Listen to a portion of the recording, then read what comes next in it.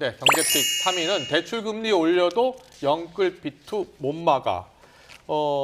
최근에 이영원 기자가 대출이 계속 늘고 있다라고 했고 네. 금리도 오르고 있다라고 했는데 계속 영끌비투가 이어지고 있나 봐요? 네, 그런 분위기가 계속 되고 있습니다. 이 시중은행 이 주담대 규모가 급증하고 있는 건데요. 네. 5대 은행 가계대출 잔액 저희가 그래픽으로 준비했거든요. 한번 보실까요? 예. 지난 25일 기준으로 713조 원이 훌쩍 넘습니다. 지난달 말과 비교하면 4조 7천억 원 넘게 늘어난 규모입니다.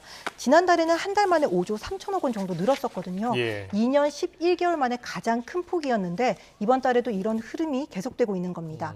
이 같은 가계대출 증가세를 견인하는 건 주담대입니다. 네. 25일 기준이니까 아직 한 달이 채 지나기도 전인데요. 5조 원 넘게 늘었습니다. 주택담보대출입니다. 네, 네. 5조 원 넘게 늘었습니다. 금리가 올랐는데 어떻게 대출이 느는 건가요?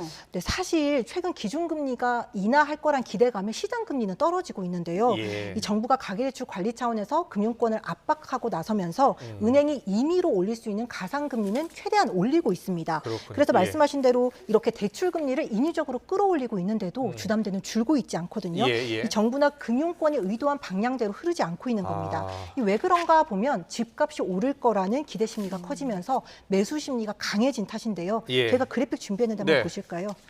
실제로 최근 서울 아파트 매매 가격은 0.3%나 올라서 18주 연속 상승세를 이어갔습니다. 5년 10개월 만에 최대치고요. 앞으로 집값이 오를 거라는, 그러니까 1년 안에 집값이 오를 거라는 기대감도 굉장히 높네요. 2년, 네, 그렇습니다. 115. 예. 네, 2년 8개월 만에 가장 높게 집계됐습니다. 네, 자 집값이 계속 오르고 대출도 계속 상승세가 이어질 것으로 보고 있습니까? 네, 사실 이게 언제까지 이런 추세가 이어질지는 아무도 장담할 수는 네. 없는데요. 전문가들의 의견을 좀 들어보면 지금 같은 추세가 당분간은 이어질 것이다. 이게 좀 우세적이고요. 예, 예. 다만 9월을 좀 바뀔 수 있는 흐름이 바뀔 수 왜요? 있는 시점으로 꼽고 있습니다. 예.